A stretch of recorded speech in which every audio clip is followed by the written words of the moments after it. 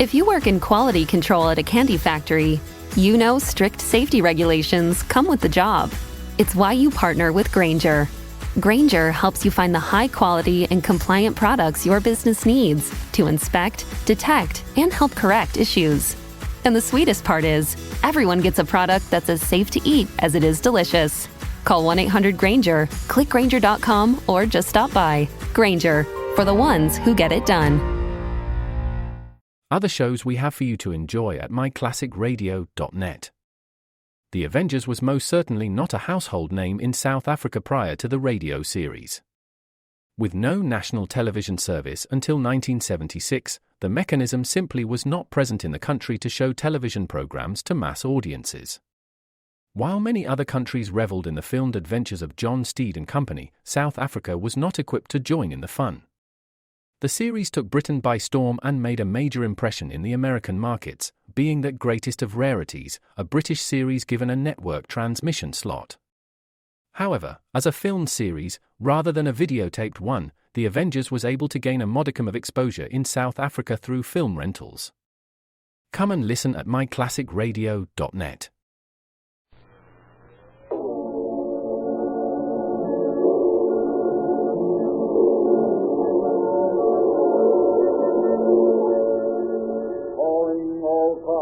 The copyrighted program created by the Rio Grande Oil Company. Los Angeles Police calling all cars, attention all cars, broadcast 109. Be on the lookout for Jules Rubin, described as white American, age 26 years, 168 pounds. This man is suspected of stealing a valuable diamond brooch from Moran, the moving picture actor. That's all.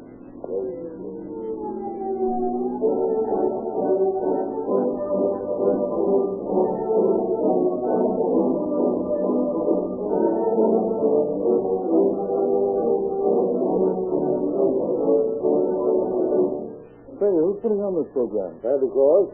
Who? Santa Claus, better known as the Rio Grande Oil Company. How come? What do you mean? Well, Santa Claus is always giving something to somebody, and it seems to me the Rio Grande Oil Company plays Santa Claus the year round. For example? Well, Rio Grande gives the public this Calling All Cars program free. So what? And they give away a free publication every month, the Calling All Cars News, to anyone who comes into a Rio Grande station. And they're giving away junior detective outfits free to thousands of boys and girls. Give me more. And Rio Grande G-Gas gives the motorist the first guaranteed quality gasoline in the low-price market. Now, I know the rest. Don't tell me. And Rio Grande cracked gasoline gives more power, more speed. And it gives more economical miles. Don't forget that. I wasn't going to forget it. I was going to say it. And also that Rio Grande cracked is the only gasoline that gives you police car performance. Hey, wait a minute. Who's giving this announcement? You or I?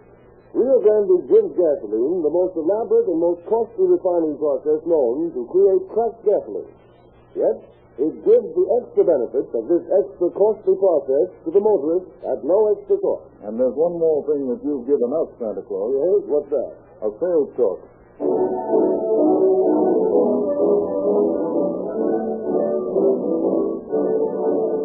And now it is our pleasure to present Chief James E. Davis of the Los Angeles Police Department. Chief Davis. Good evening, friends. The cooperation of law enforcement agencies, be they municipal, county, state, or national, is a vital necessity in our battle against crime. If every group of authorities seeks only to cover themselves with glory and refuse to cooperate with other groups, then the criminal has a distinct advantage at every turn. The brilliant success of the Department of Justice G-men in their spectacular battle against crime was helped at every turn of their work by the wholehearted cooperation of local authorities all over the country. Individuals in county and city who have faced their own desire for fame and publicity in their desire to see the criminal brought to justice. It is this sort of cooperation that your police department seeks to give. The story you are about to hear is an example of such tactics. Although the men under my command played a vital part in the capture of the Moran jewel thief, still their part was only one of the cogs in the vast law enforcement machine which, when it functions as smoothly as it did in this case, is tantamount to a federal police force. Thank you, Chief Davis. Ladies and gentlemen, Calling All Cars is proud to present tonight Miss Polly Moran, who reenacts the exciting predicament in which she found herself when she was robbed en route to Hawaii 2 years ago. Calling All Cars presents the Polly Moran Zoo of Robbery.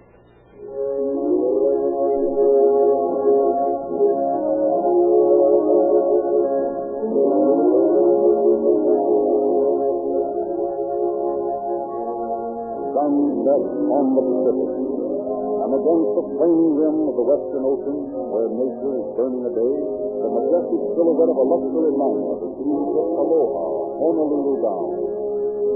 Tomorrow morning, the lush green islands will meet the gay crowd as they emerge on deck in the sparkling Hawaiian sunlight. But this evening, aboard the Aloha, there is other sparkle. The sparkle of champagne bubbles brimming over crystal glasses. The sparkle of diamonds on the bosoms of lovely women. The sparkle of clever conversation as a dozen world-famous celebrities stand to get it. It is hot to be allowed in mid-Pacific.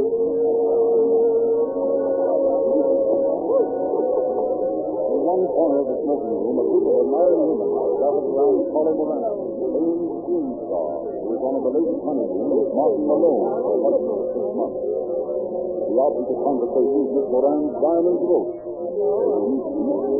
Wears on her blouse.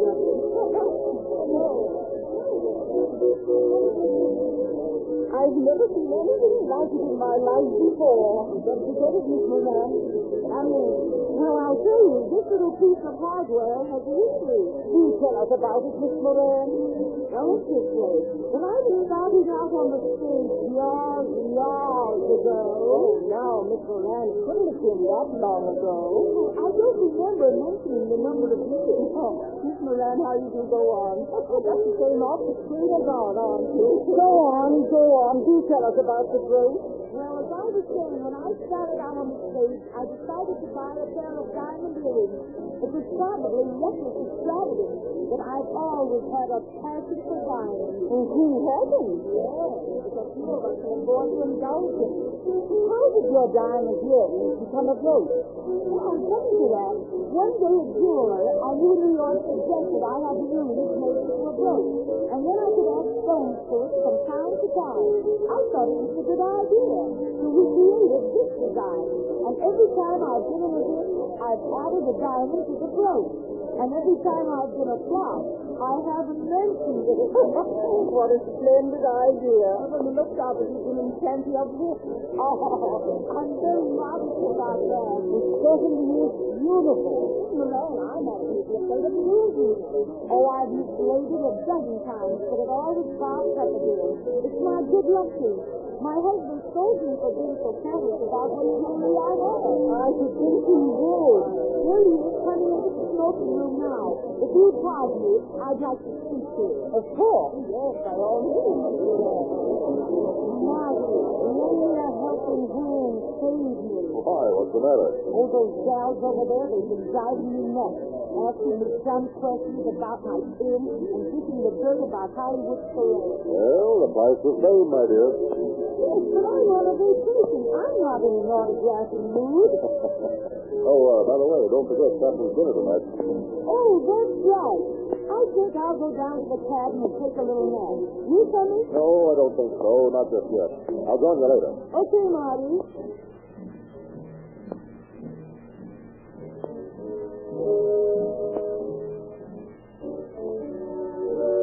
Miss Moran retires to her cabin and lies down for a nap, leaving the door unlocked so her husband can get in without awakening her. Sometime later, she... Other shows we have for you to enjoy at myclassicradio.net.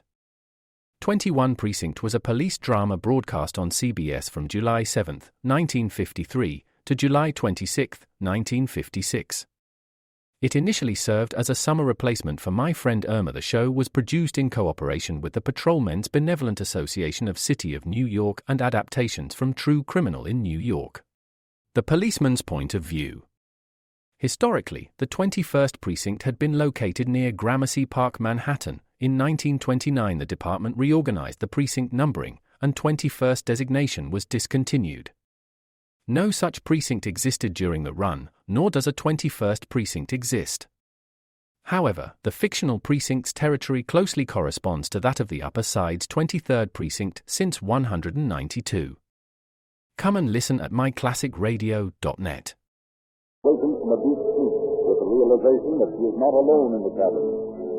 Silhouetted against the blue tropical night seen through the open porthole is the figure of a man. Who's there? What do you want? Oh, sorry. Gee, I got into the wrong stateroom. Yeah, my wife told me not to take that last sidecar. Well, you'd better listen to it the next time. Yeah, I'm awfully sorry. Oh, that's all right, but if you don't mind, I'd like to get back to sleep. Sure. Sorry to have troubled you.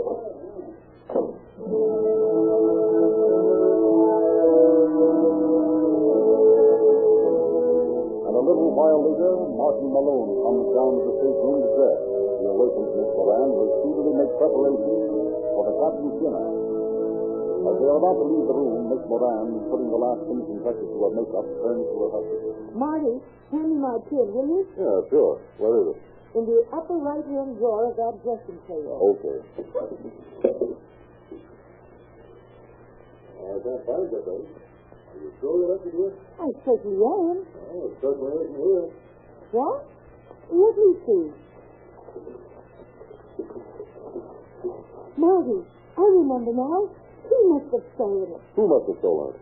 While I was taking a nap, somebody came in here. I woke up and he sounded drunk and said he'd gotten into the wrong stateroom by mistake. Who was it? I don't know. Oh, what did he look like? I don't know that either. It was dark in here. Oh, why didn't I turn on the light? Oh, Marty, I bet that man's got my pin. Oh, wait a minute. Don't get so excited. It isn't lost. Probably you didn't put it in that drawer. Oh, yes, I did. I remember perfectly. I'll never forgive myself. That pin meant so much to me. It's the sentiment more than the value. Oh, Marty, this is terrible. My trip's ruined.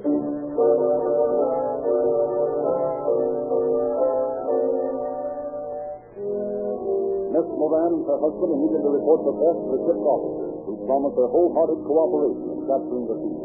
In the first officer's cabin, Miss Moran and her husband are questioned. Now, Miss Moran, do either you or Mr. Malone suspect anyone of picking up him? Well, no, I can't imagine who would do it. Certainly nobody here acquainted with on board. Say, Polly, how about that big fat guy from Pittsburgh who's always shooting off his face? I wouldn't put anything past him. I always have felt he was a phony.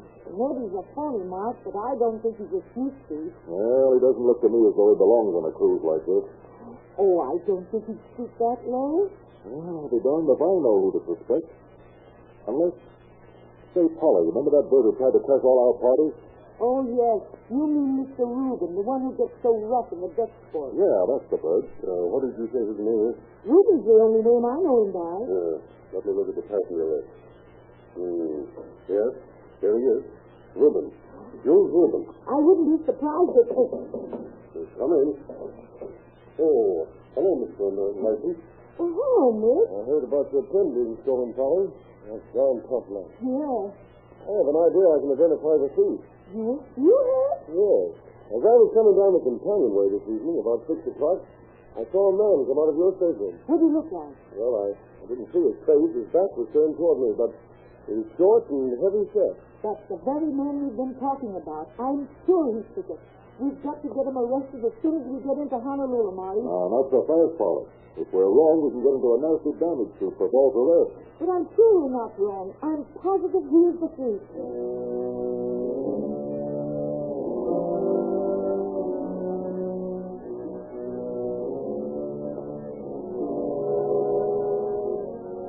Over his loud and futile protests, Reuben's baggage is searched. While he threatens to seize the line with devastating lawsuits, every possible hiding place in his cabin is examined. But Miss Moran's pin is not found.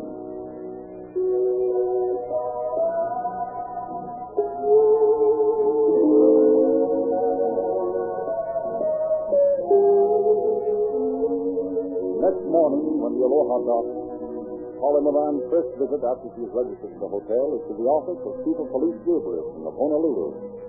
She tells the chief her story. And so, Chief, I'm more convinced than ever that Mr. Reuben stole my pin. That man has a guilty conscience. Don't ask me why I'm so certain, but I am. Call it a woman's intuition or what you will, but I know Jules Rubin stole my pin. Well, Miss Moran, we'll certainly do everything in our power to get it back for you. We don't like visitors to the island to be as unhappy as you are. We'll bring this Mr. Rubin in here and see if we can't make him tell the truth.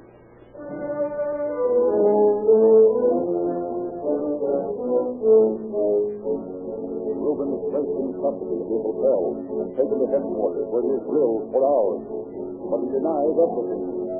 After an afternoon of fruitless questioning, Chief Gabrielson is forced to release Rubin.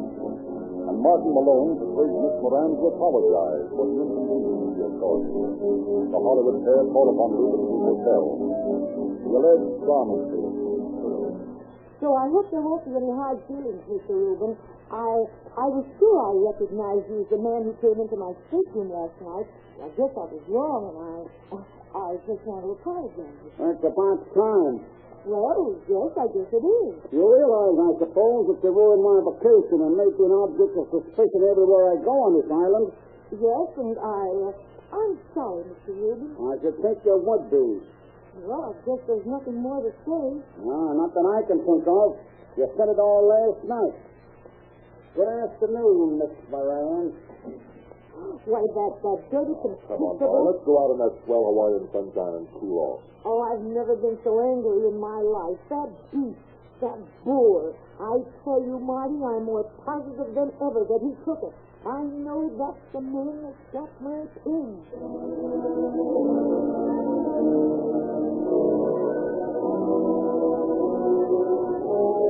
Apparently, Mr. Rubin's trip was completely ruined by the accusations made against him. For when the Aloha sailed for Los Angeles the next day, he was aboard her for the return trip. Although under constant surveillance throughout the trip, he does nothing suspicious. Nevertheless, he is destined to have a reception committee upon his arrival in San Pedro. For the day before the Aloha is due to dock, Chief Detective Grossman of the Los Angeles Police Department receives a cablegram which causes him to send for Captain Jack Trainer of the fugitive station. Captain Trainer assigns Detectives C.N. Erickson and J.S. Holmes to meet the Aloha and arrest Rubin on suspicion of robbery. Next morning, as the beautiful white liner rides at anchor in the outer harbor, the two detectives board her from a Bobby Beach water taxi. A few minutes later, the purser is pointing out Rubin to them. But the two officers agree that lest there be any slip, they will not arrest him until he sets foot within the Los Angeles city limits. That is, until he's on the dock. So it is, as Rubin picks his way down the gangplank, Erickson and Cone are close behind him. And when he steps onto the dock, you're under arrest, Rubin. What? Huh? Come along quietly. Arrested me for that Tony Moran piece, huh? But you're barking up the wrong tree. They couldn't pin it on me in Honolulu, and you can't do it here. I'm innocent. Well, that's okay with us, but you're wanted at headquarters for questioning. Now, how about it? We have to handcuff you and drag you in? Take your hands off me, copper. I'll go along with you, all right. Rubin is escorted bag and baggage to City Hall, and while his luggage is being thoroughly searched, Captain Trainer and the arresting officers question him in the dock. But Rubin sticks to his story. Listen, boys, I'm getting sick and tired of this prosecution. I don't know anything about that sin of Tony Moran, and she knows I don't. Why, she apologized to me for accusing me before I left the island. How come you left so suddenly? On a swell vacation I had there. Everybody in Hawaii was pointing at me and saying I'd swipe the diamond pin.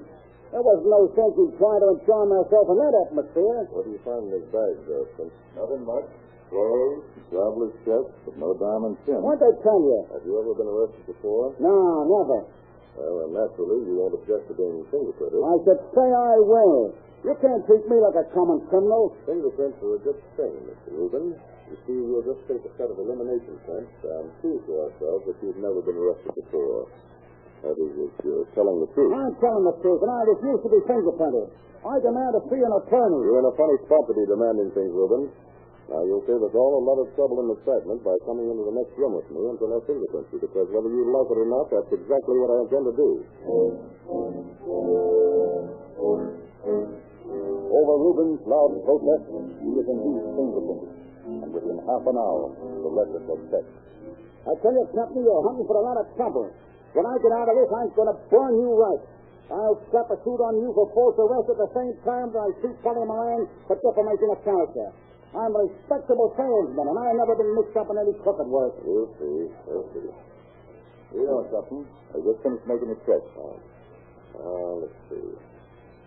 All right. So you've never been in trouble before, huh, Reuben?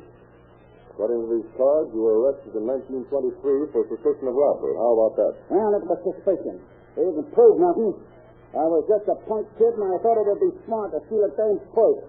But I give it back, and she didn't prosecute. There's nothing to that beat. Oh? Well, how about the time in 1927 when you were accused of stealing an automobile in Newark, New Jersey? That was all a mistake. Oh, a mistake.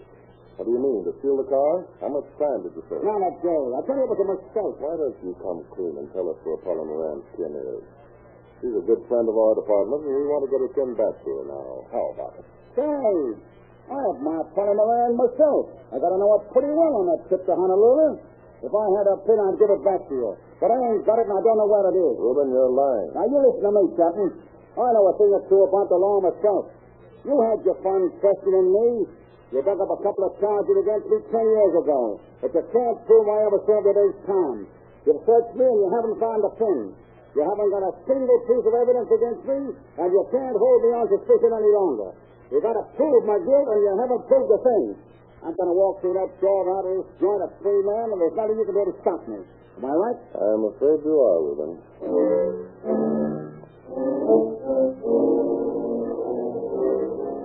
Reuben was right, and the officer knew it. Convinced, though he might be of Reuben's guilt, he could not hold him without evidence, and of evidence he had none. So Reuben goes free.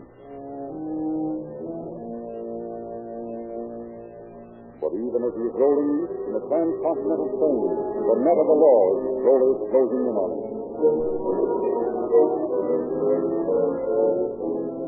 The next morning, a New York City detective named Wesley Huber points out an interesting news item to his partner, Detective Edward Erbacher, as they report for duty. Otto, take a look at this story in this morning's paper. What? Oh, this one here about Polly Moran having a diamond pin stolen from her on the steamship Aloha? Yeah, that's the one. Yeah, I read it. What about it? Do you suppose that this guy the Los Angeles Ditch had let go is the bug we've been looking for those steamship burglaries the past few months? Hardly likely that the guy who works the Atlantic and the Pacific. Well, I think it's worth a try. What are you going to do? Check those steamship lines that reported robberies and see if the name Jules Reuben appears on the passenger list.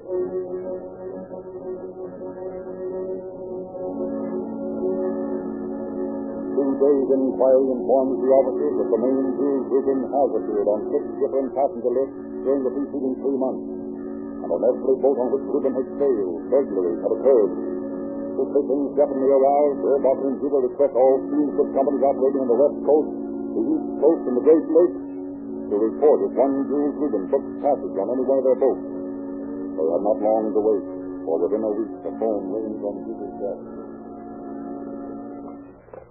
Detective Bureau, Huber speaking. This is the home business. Captain the traffic manager of the Median East Coast Steam Supply. Yes? You requested information regarding one Jules Reuben? Yes. Mr. Jules Reuben and wife have booked passage from New York to Nassau for the Oklahoma Pavilion. When's she sail? Go out tomorrow. Good. We'll go to cabin next to Mr. Reuben for a Mr. Edward Erbacher. Yes, sir. Thank you, sir. Okay, and thank you. And what is this? They're taking a trip to Nassau, son. What? Yeah. Our Mr. Reuben sailing day after tomorrow on the Hamiltonian. And you're going to become his best friend on the trip, you lucky stiff. Well, that's swell, but why don't you take the trip yourself? You're better at that sort of thing. Well, don't worry. If I could, I would. But I've got to appear in court on Monday and at Moretti case. The job's yours, Eddie. Stick with him and knock him over as soon as he pulls a job.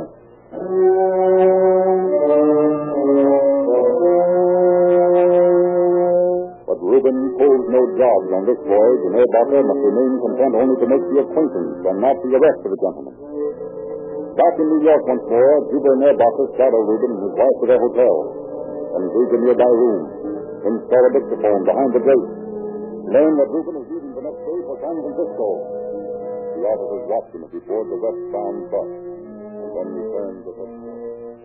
You think you ought to let him get out of town, Eddie? Sure, we haven't done anything on him. Give him enough rope and he'll hang himself. Yeah, but he won't be there to jerk the rope. Well, we'll do the next best thing. What? I'm going to get wires off to the chiefs of police in Buffalo, Detroit, Chicago, Omaha, Salt Lake City, San Francisco, and every other town of this size along the route that bus is taking. I'll give them Reuben's description. Ask him to shadow him if he leaves the bus in their city. That boy doesn't know it, but he's going to have more police attention than the President of the United States on his centennial trip.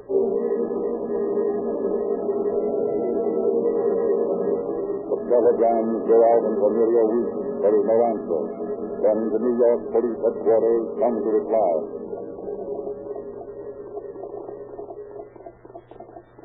To Detective Lieutenant Edward Baker, New York Police Department, New York City.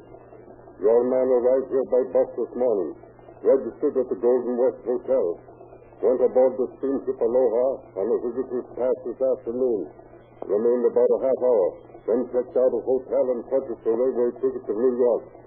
Left Oakland here on eastbound train at 8:35 tonight. Inspector Thomas McNulty, San Francisco Police Department.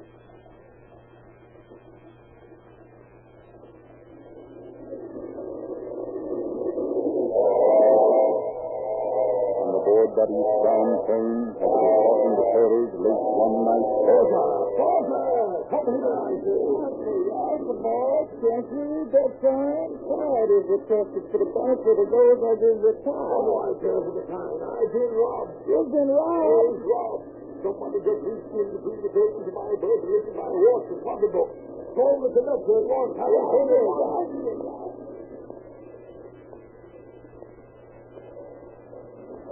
In Chicago, when Jules Rubin changes trains and boards the 20th Century Limited for New York, every move he makes is watched by railroad and city police.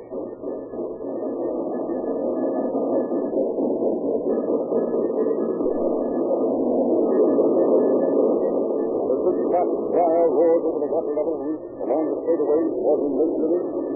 Shippers crossing the black stillness for summer night. 4 sleeping passengers are relieved of their valuables by the unseen hands of the midnight marauder. And early the next morning, at a small station in upper New York State, a passenger seeks to alight. Good pardon, sir, but are you getting off here? Yeah, now. But your ticket reads through to New York. What's it to you? You're the conductor. I decided to stay up here for a couple of days. Yes? I've got orders to take you into New York. For what? They were tipped off to look for you. We've seen you pull every one of those jobs last night. You're crazy. They know you've got stolen property on you. They're going to lock you in a compartment until the company police take you off the train at Grand Central Station. That's so? Okay, Eddie. Give the boys the highball.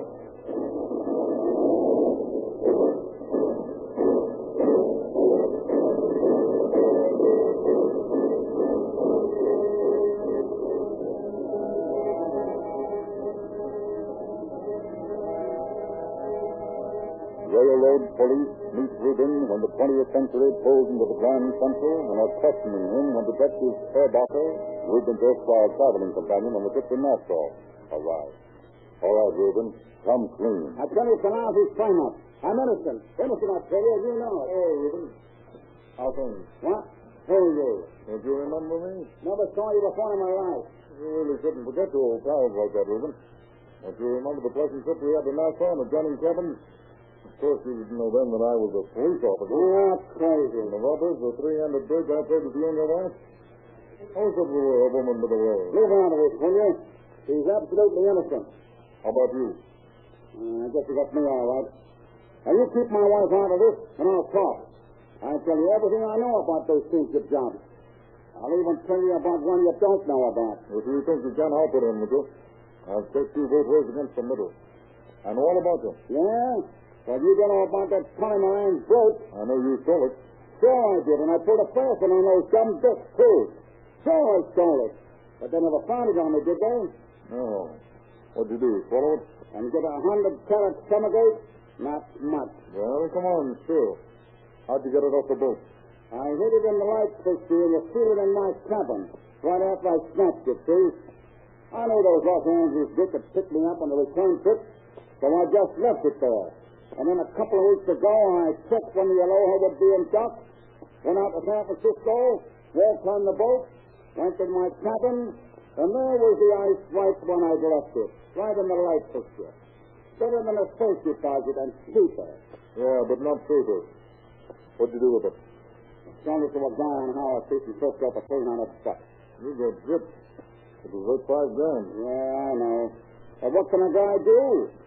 And anyway, it wasn't the money that mattered so much. It was the principle of the thing, duping all those smart coppers. I wonder who's going to laugh last.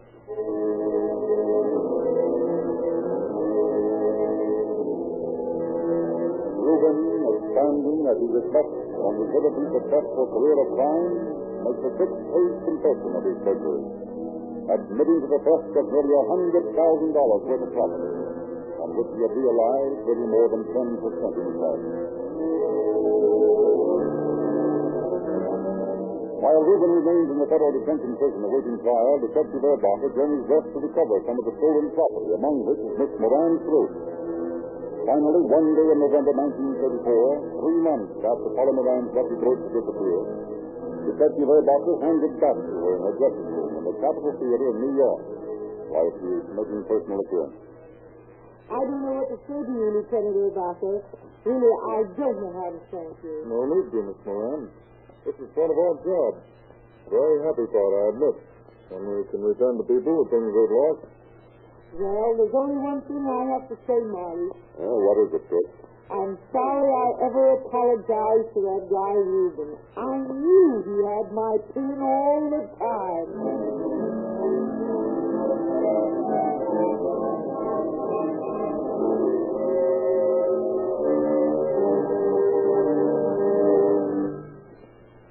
Reuben went on trial in the United States court, as most of his crimes were committed upon the high seas. And on October 8, 1934, he was sentenced to serve 2 years on the charge of theft committed on an interstate passenger train. An additional 2-year suspended sentence was imposed for the theft of Miss Moran's brooch while on board the Honolulu-bound steamer. Thank you, Chief Davis. This was one Calling All Cars program without shots and screams and sirens and speeding police cars. But there are very few communities where you cannot hear right now the shriek of the sirens as ambulances and fire engines speed to the rescue, or police cars pursue some lawbreaker. More of these cars are using Rio Grande cracked gasoline than any other brand. And Rio Grande was chosen because it gives better performance in emergency. To you thousands of motorists who now have your tanks full of Rio Grande cracked gasoline, police car performance means safer driving. You always have the power and speed to snatch your car out of danger in traffic emergency. Drive carefully so you won't need the help of police, but can enjoy police car performance in your own car.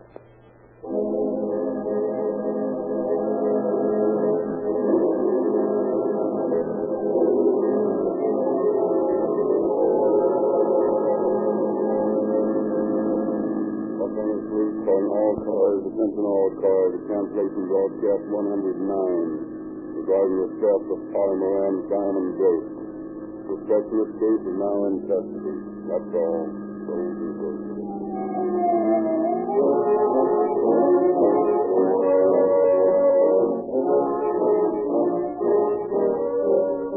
Please get for every boy and every girl.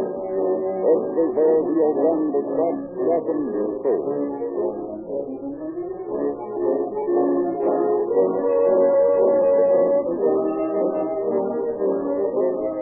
This is your narrator, Frederick Lindsay, bidding you good night for the Rio Grande Oil Company.